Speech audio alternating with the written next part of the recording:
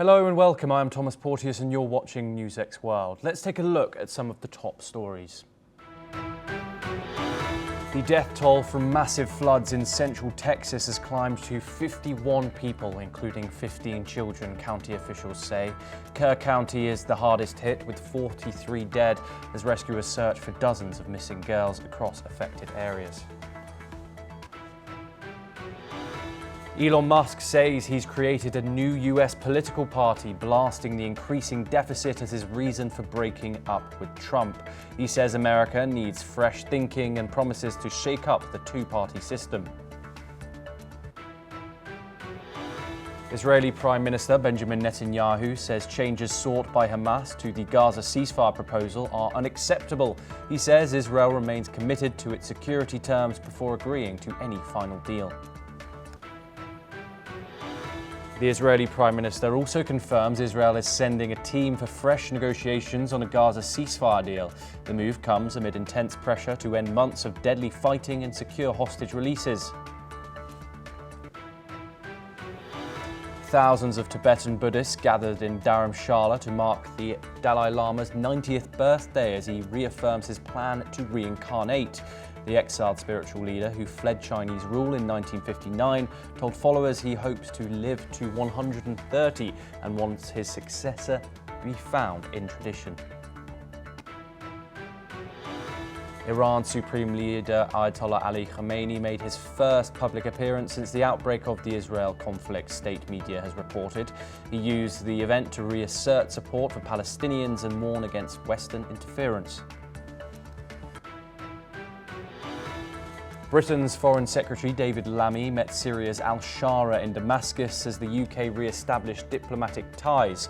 The UK says it will support humanitarian efforts and seek stability amid wider Middle East unrest. Ukrainian President Volodymyr Zelensky calls his latest phone call with President Trump his most productive yet. He says the conversation focused on sustaining support and keeping pressure on Moscow. We turn to South Asia for our first story. The spiritual leader of Tibetan Buddhists, the Dalai Lama, has turned 90 today, marking the milestone with a week of celebrations in Dharamshala. During the events, he reaffirmed his commitment to reincarnate as leader of the faith and vowed to continue defying China's claims of control over his succession. The Dalai Lama, who fled Tibet in 1959 following a failed uprising against Chinese rule, has lived in exile in India since then, advocating for a peaceful middle way for Tibetan autonomy. In a message posted online, he called himself just a simple Buddhist monk and reiterated his commitment to promoting human values and religious harmony. Well wishes poured in from across the world, including from Indian Prime Minister Narendra Modi and US Secretary of State Marco Rubio. China, which labels the Dalai Lama as a separatist, insists that his successor must be approved by Beijing, a claim rejected by the Dalai Lama and the United States. We are joined by Jim Rice, who's a professor of international law located in Vigan, the Philippines, to discuss this topic. Jim, thank you for joining us. What is the significance of the Dalai Lama, both spiritually and politically, and why is this so important to Beijing? Thanks for having me on, Thomas. First of all, I'd like to extend my own congratulations to the Dalai Lama on his 90th birthday. And add my name to that list. To answer your question, the Dalai Lama has been a man of peace, and he's represented the identity and the independence of the people of Tibet and all of those people who follow Tibetan Buddhism, as well as those who believe in freedom of religion all around the world. So I think he's an inspiration to everyone because of his peaceful way in terms of his steadfast integrity in the way he's lived his life. Yes, Jim, we frequently see politics and spirituality, religion intertwined. How has the Dalai Lama's middle way approach for genuine autonomy gained or lost traction among Tibetans in exile and inside Tibet itself? Well, again, the PRC, the Chinese Communist Party, has been absolutely inflexible and absolutely intolerant when it comes to not only Tibetan Buddhism and the adherents of the Tibetan Buddhists themselves, but in fact any religion, including Christians and Muslims. I'd like to mention the crackdown on the churches, the Christian churches in all across China, and the detention of thousands and thousands of Chinese Uyghurs in Xinjiang province as well. So this is really par for the course. But in the long run, I believe the CCP is going to lose. Yes, Jim, thank you very much. You are staying with us as we move to the Middle East. The United States next. More than 51 people have died and dozens of children are missing in Texas Hill Country after catastrophic flooding, with authorities struggling to determine whether enough was done to warn the public. At least 27 campers from Camp Mystic, an all-girls camp along with the Guadalupe River in Kerr County, remain unaccounted for, and the confirmed dead 28 were adults and 15 were children. The death toll is expected to rise to more as heavy rain is now forecast and increasing the risk of possible flash flooding. The flooding took officials by surprise as thunderstorms and remnants of Tropical Storm Barry brought far more rain than expected. The Guadalupe River surged 26 feet in just 45 minutes, far exceeding the National Weather Service's predictions of just 3 to 6 inches of rain. Texas Governor Greg Abbott thanked first responders for their efforts, while authorities continued the search for survivors. We're once again joined by Jim Rice to discuss this developing situation. Jim, the United States is prone to hurricanes, storms, floods, given the vast nature of the country and the geography of the United States' positioning. How are you assessing the response of these floods, and what do you think the community of Texas is feeling right now, and what do you think the best efforts of the United States government and the preparedness of it for things like this, which reoccur on frequently, can be done? Again, thanks for having me talk about this. First of all, I'd just like to express with millions of others my deep sadness to this, and condolences to the loss for this terrible tragedy that happened to those adults as well as many children in this case.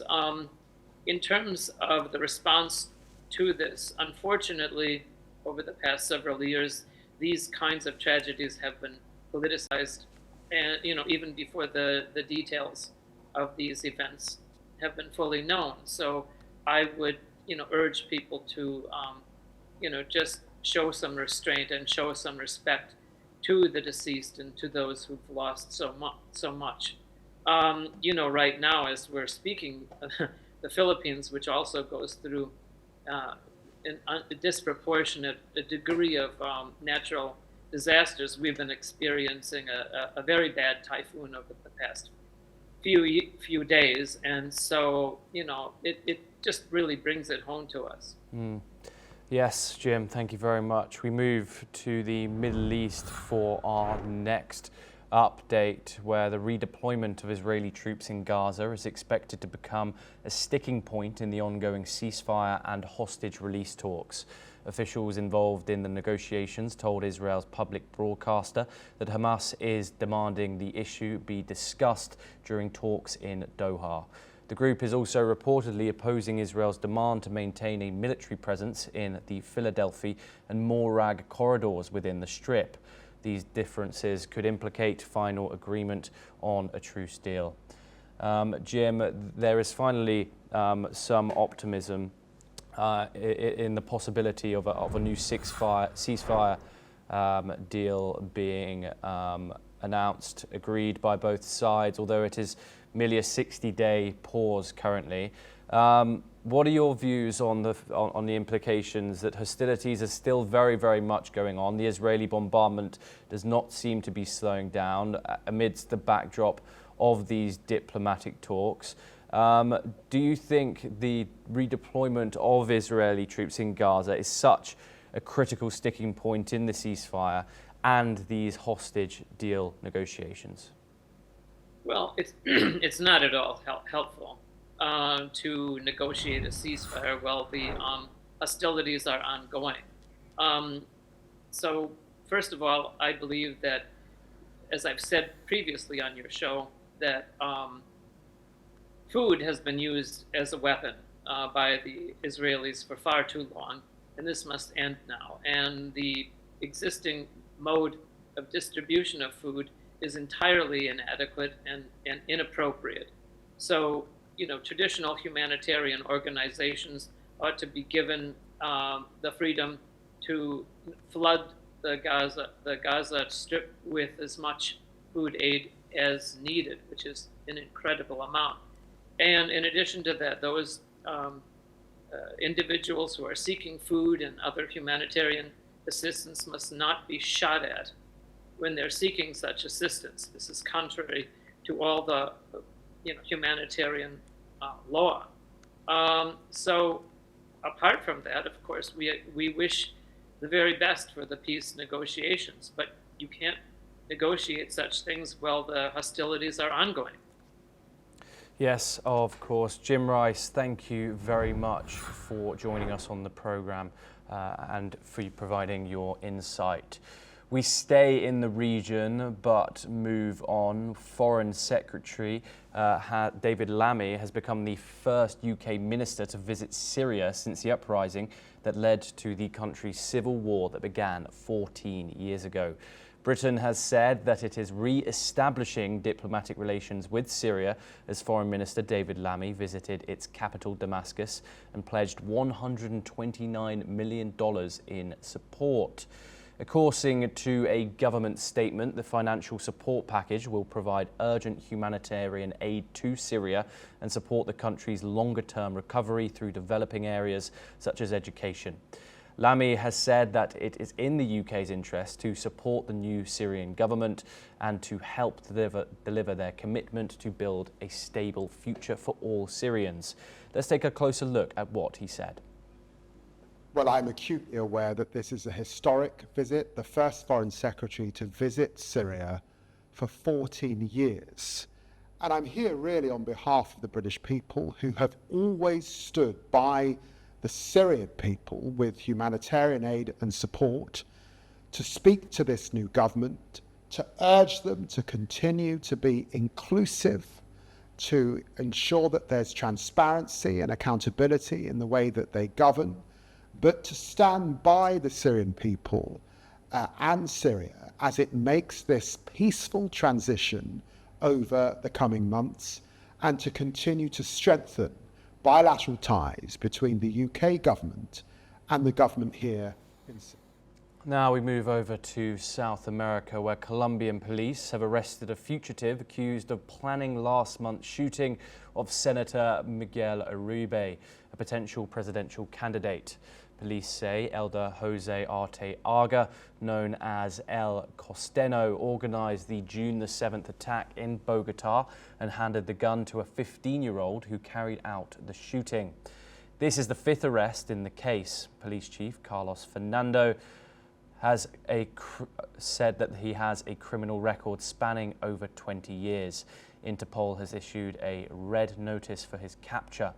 Defence Minister Pedro Sanchez said the US, UK and UAE are helping investigate the attack, which he described as a case of criminal outsourcing.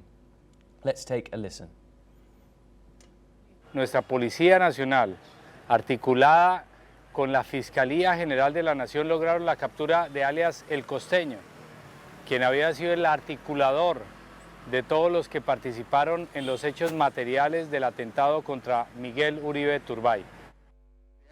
Le decimos al país que producto de ese trabajo se materializa la captura de alias El Costeño, un delincuente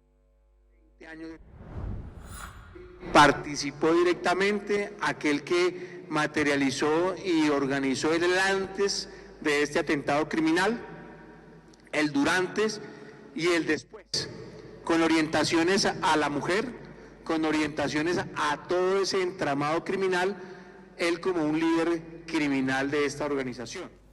Uribe, who is in critical condition, was shot 3 times, twice in the head and once in the leg, and has also undergone multiple surgeries. Authorities are still working to identify those who ordered the attack. We're now joined by Rubinder Sachdev, who's a foreign affairs expert, and he joins us live from New Delhi to discuss this in further detail. Rubinder, thank you very much. Your insight is always valued on the programme. What does this attempt on Uribe's life reveal about the security environment for political figures in Colombia right now?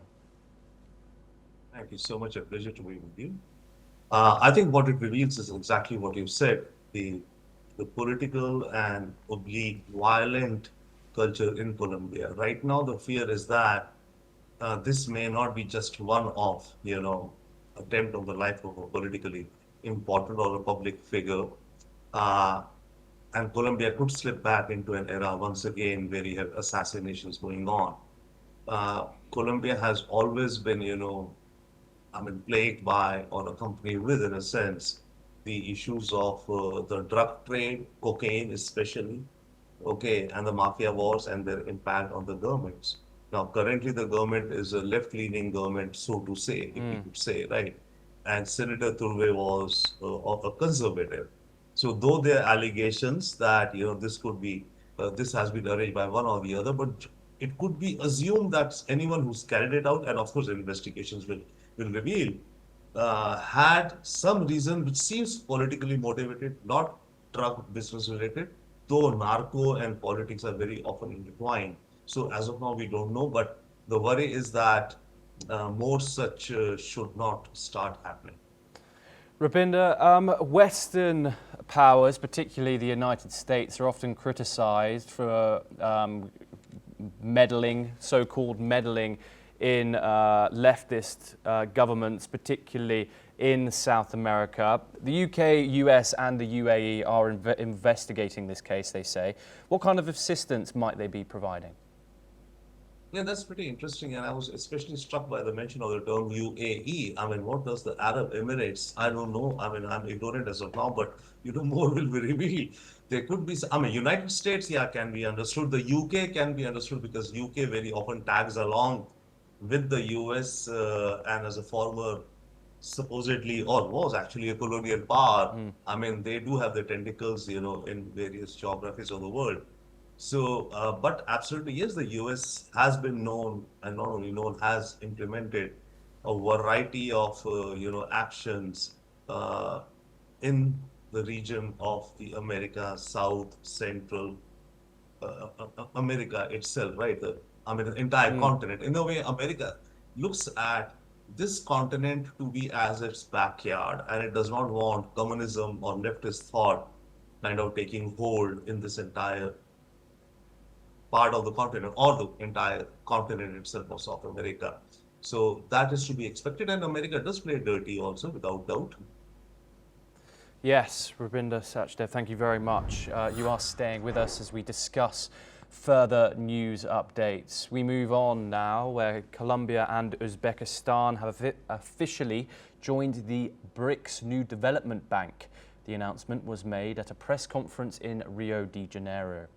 NDB President Dilma Rousseff highlighted that the bank's mission remains focused on serving the Global South, with further membership applications under review.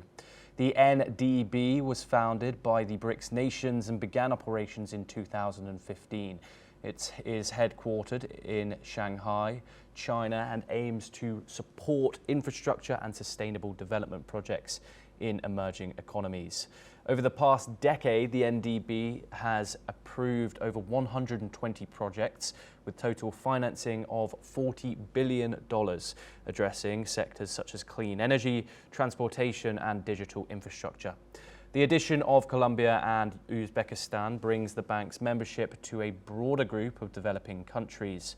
The announcement comes just ahead of the 17th BRICS summit in Rio de Janeiro, where Brazil, the rotating chair, is hosting discussions under the theme of strengthening global South cooperation for more inclusive and sustainable governance. We're once again joined by Rubinder Sachdev to discuss this in further detail. Rubinder, what does the addition of Colombia and Uzbekistan mean for the BRICS New Development Bank's mission and its credibility as a lender for the Global South? I think it indicates an expansion of the BRICS, the BRICS grouping, broadly speaking, and the NDB. The National Development Bank kind of aims to be perhaps the World Bank of the Global South, but I would say it is miles and miles and miles away from being a World Bank kind of, with that heft and with that corpus. And yes, as you mentioned, as of now, I think they have about $40 billion committed, out of which about $22 billion worth of projects have been executed. So Colombia, Uzbekistan joining implies that, the countries of the South are turning towards the BRIC also, because Colombia will be using, I think Colombia is putting about $500 million as part of its equity to join the bank. But then it's looking for loans to build some canals and railways in Colombia. So it indicates, yes, a growing acceptability or adoption of the NDB, but it is far, far away from being, a World Bank of the South. Yes, Rubinder Sachdev, thank you very much. We now move over to South Asia for our next story, where the death toll from the collapse of a residential building in the Pakistani city of Karachi has now risen to 21 as rescue teams worked for a second day to search for survivors. The building, located in the impoverished Laihari neighborhood, collapsed on Friday, with residents reporting hearing cracking sounds shortly before it crumbled. Authorities say the structure had been declared unsafe and eviction notices were issued over 3 years in 2022 to 2024. But some landlords and residents insist they never received them. Senior government official Javed Nabi Khoso confirmed the death toll had risen to 21 by late Saturday and that the rescue operation remained underway. Families at the scene believe at least 8 people may still be trapped under the rubble, with temperatures soaring to 33 degrees Celsius. Officials say more than 50 buildings in the district have been declared unsafe, and at least 6 have been evacuated since the collapse. Many of the victims are believed to be women who were more likely to be at home during the day. We're once again joined by Rubinder Sachdev to discuss this further. Rubinder, this is clearly an ongoing problem, especially in this district, as we've mentioned. A terrible tragedy, 21 people now being announced as dead. Although these authorities declaring these buildings unsafe with 3 years of notices issued, how are the people, or should the people here who are at fault, being these landlords, be held responsible, especially in this impoverished neighborhood in Pakistan? Thank you so much. I mean, broadly speaking, this is systemic to the countries which are, in a way, underdeveloped, developing, keep aside the political correctness or whatever cliche, but countries which are poorer. It is something which we see happening across, across the globe in various countries, right? Now, specifically in this case also, and in general, there are layers of, how much of standardization can we expect?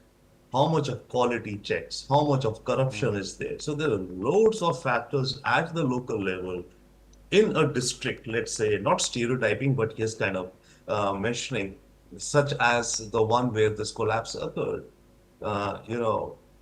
Corruption is something which is all pervasive. So if somebody has a building which is not authorized, which is past its certification date, very well, through local whatever arrangements, life goes on until such a tragedy strikes. And such tragedies do strike with a regularity. And it's not only Pakistan, I would not name any other countries specifically, but as a pattern we can see anywhere in the world it's happening. It is a systemic issue. And on top of it, of course, climate change is now adding to it, right? Even here, okay, of course, you have regular rains, so there were heavy rains in this district.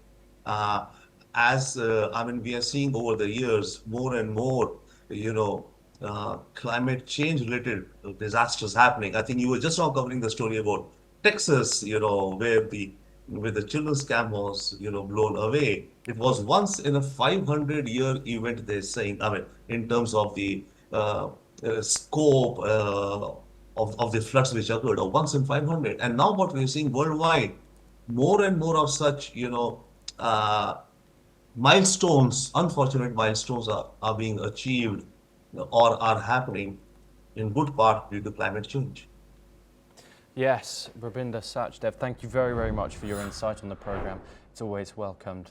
We now move on over to Australia, where police have charged a man in connection with an alleged arson attack on a Melbourne synagogue with worshippers in the building. According to reports, there were no injuries to the 20 people inside the East Melbourne synagogue who fled from the fire on the night of July the 4th.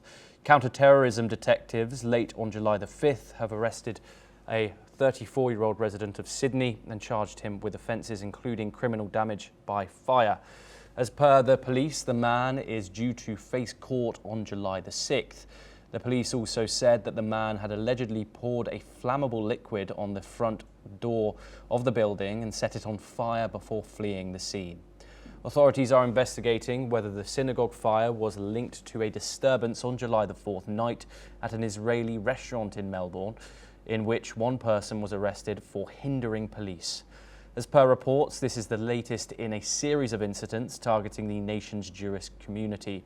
Homes, schools, synagogues and vehicles in Australia have reportedly been targeted by anti-Semitic vandalism and arson since the start of the Israel-Gaza war in October of 2023. We're now joined by Dr. Satoru Nagao, who's a fellow at the Hudson Institute, and he's located in Tokyo, Japan. Dr. Nagao, thank you very much for joining us on the program. As we previously mentioned, this is not the first incident like this in Australia in recent times, particularly since the start of the Israel-Gaza war in 2023. How concerning is this attack for Australia's Jewish community, given the global sentiment towards the Jewish community around the world currently, especially given it happened with worshippers inside the synagogue? What are your thoughts, Dr. Nagao? This is a very concerned situation because there are two types of attack against synagogue or other Jewish community, I believe, because first one is, of course, this is a hate crime type. Indeed, recently, number of this kind of attack is increasing, not only in Australia but also the United States or other too. But at the same time, this is a very concerned situation because there's a possibility a similar attack could happen as a terrorist attack. Because Israel and Iran fighting is, of course, currently it has ceased under the U.S. arrangement, but this is long-term battle. This means that as a retaliation, Iranian government could or can plan to attack or more organized terrorism. So in this case, this is also the concerning point. So more the escalating attack or more organized attack could happen too. So in the as a law and order situation, of course, each government in each region need to deal with both cases at the same time. And so they need to distinguish two, but at the same time they need to prepare for both of two. So this is very serious situation, and this is problem. Not only of course the Jewish community, but also many government in the world, I think. Yes, Dr. Nagao, thank you very much. You are staying with us to discuss further updates. We now move back over to the Middle East, where helicopters and firefighters are battling intense forest fires in northwest Syria's Latakia region. Syria's civil defense says strong winds caused the flames to spread once again after parts of the blaze were brought under control earlier. Turkey has sent 2 aircraft, 11 fire trucks and water vehicles to help, despite dealing with its own wildfires. Officials say fires on both sides of the border have been fueled by high temperatures, strong winds and low humidity. The Syrian civil defense has also raised concerns about unexploded ordnance in fire-affected areas. Let's listen in to what a member of the Syrian Civil Defense Management had to say. تزال فرق الدفاع المدني السوري بفرقها الكاملة تستجيب للحرائق ضمن مناطق جبل التركمان. الفرق التي استجابت لهذه الحرائق تزيد عن 60 فريق وأكثر من 75 آلية من ملحقات وآليات تدخل سريع. تقدير المساحة المحروقة من أراضي زراعية وأراضي حراجية غابات بمساحة تزيد عن 5000 هكتار من هذه الأشجار.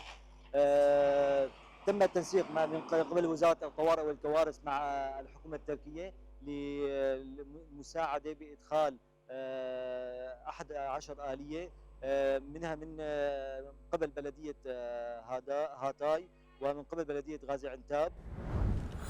فرقنا الآن بشكل كامل على إخلاء المدنيين من عدة قرى من أجل لأن النيران اقتربت من هذه المباني السكنية وقد تلتف هذه النيران على المباني السكنية. قامت فرق الدفاع المدني بالإخلاء العاجل والمتابعة في فتح خطوط النار من أجل إطفاء هذه الحرائق. We're once again joined by Dr. Nagao to discuss this in further detail. Dr. Nagao, Syria is facing a crisis right now. According to the UNDP, over 90% of Syrians now live underneath the poverty line and basic services are eroded, with chronic power shortages and damaged infrastructure aggregating the Syrians' livelihood in the country. With these wildfires, there comes added risk and supply damage, obviously. How severe are these wildfires in Syria's Latakia region, especially, and how do they affect the livelihood of Syrians who are particularly vulnerable anyway? This is serious because how to crack down is problematic. Because wildfire is wildfire. There are many wildfires in the world. Recently, it has increased very rapid pace. But in case of Syria, how to deal with or who take responsibility is a matter of concern. New established government try to take charge, but Latakia is a former Assad government region, so that's why they do not like the current government's intervention in this region. So that's why in the past, just some months ago, still there are some fight between the new government side and old government side.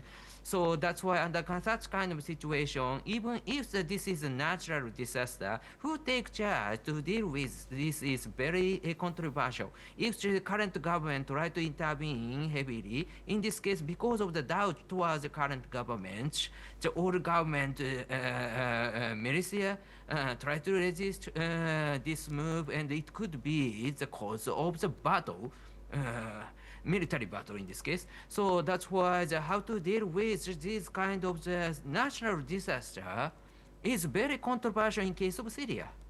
So that is a very serious situation. But how to deal with is this situation prove the current government's governance in Syria, indeed. Yes, Dr. Nagao, you are staying with us to discuss further updates. Aircraft have now been deployed to fight raging wildfires now in southern France. Hundreds of firefighters have been mobilized to tackle the blazes, which have destroyed around 400 hectares of vegetation near the A61 and A9 motorways in Aude. In the neighbouring Hérault region, over 400 firefighters and 110 vehicles have also been deployed. The fires have scorched 380 hectares of land but were stabilised. Fire Chief Eric Flores said shifting winds had complicated operations and that crews were working through the night to prevent flare-ups. Let's take a listen in to what he had to say. Actuellement sur place, on a encore plus de 110 véhicules, plus de 400 sapeurs-pompiers. Le feu a fait approximativement 380 hectares. Donc encore ça restera à calculer. Et l'ensemble des moyens vont rester globalement toute la nuit pour... Le vent a été la grande difficulté de la journée, puisqu'on a eu 2 changements à 180 du vent qui nous a énormément mis en difficulté.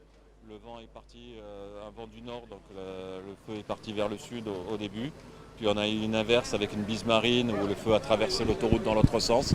Et après on a eu un grand vent avec plus de 50 km/h, le vent que l'on a encore actuellement, qui est un vent de nord-ouest et qui a fait repartir le vent dans l'autre sens vers la commune de Mirval, avec des vrais enjeux de population, d'habitation. Et c'est là qu'il a fallu reconduire à nouveau tout notre dispositif et ça a été une vraie difficulté. Firefighters continue to patrol forests in the area to monitor for hotspots as authorities respond to the first major fires of the season. We're once again joined by Dr. Satoru Nagao to discuss this. Dr. Nagao, this is something we've seen frequently in the past couple of weeks. Multiple southern European countries on high alert, especially France, as we've spoken about, Italy, Spain, Greece and parts of the Balkans, many of whom are seeing over 40 degrees Celsius temperatures hit them. What's driving this? What are the implications, especially with climate change and the increasing heat in Europe? According to the EU's social Copernicus climate service, Europe is warming roughly twice the global average. If this continues, what do you think the implications for the European region will be? Simply said, European will be too hot because 40 degrees is not the temperature traditionally the European social system expected. So that's why there are many places who face wildfire now, and this is a very serious problem. And if the current tendency will continue, it will increase. It is easy to expect. And even if such kind of situation, because of the traditional social systems, there are some areas who do not have enough level of the air conditioner or enough level of the system to deal with fire fight.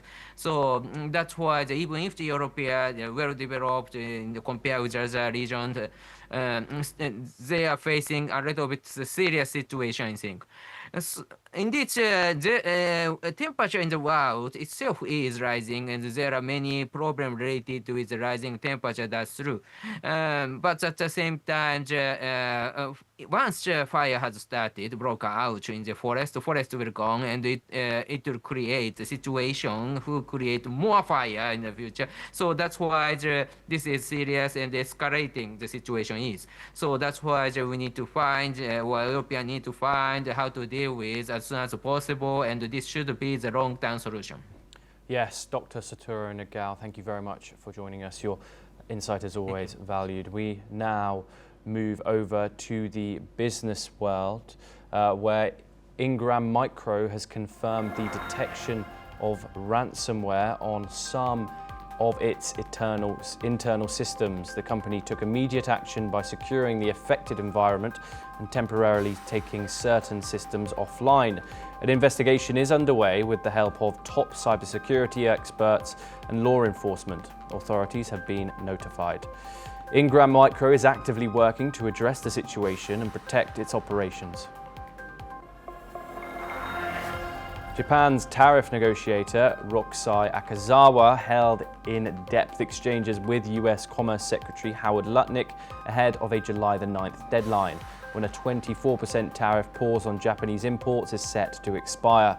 President Trump has indicated the tariff could go even higher, fueling trade tensions. While the White House refused to comment, Trump recently accused Japan of unfair trade practices, including limiting US rice imports and auto trade. Japan counters that US rice imports have surged amid rising local prices. Tokyo said it will keep pushing to avoid higher tariffs, though Trump has threatened to end talks entirely. French Finance Minister Eric Lombard has called for stronger European tariff barriers to protect the continent's industrial base from Chinese imports. Speaking at a conference, Lombard warned that China's strategy of dominating global production poses a serious threat to European industries. He urged wider rule changes to allow greater trade defence measures across all industrial sectors. His comments come as trade tensions escalate. China recently imposed an anti-dumping duty on European brandy, following the EU's 2024 decision to slap up 45% tariffs on Chinese electric vehicles. Canada is in talks to offer financial aid to major aluminium producers like Rio Tinto as they deal with a 50% US tariff imposed last month. The duty announced by President Trump has disrupted cross-border trade and could remain in place if a deal is reached by July the 21st. The Aluminium Association says Ottawa is considering to ease pressure on Canadian companies, which supply most of America's imported aluminium. The talks come as Canada faces growing economic fallout from Trump's escalating trade war. Well, that is all we have time for, but we will continue to bring you more news updates from around the world. Thank you.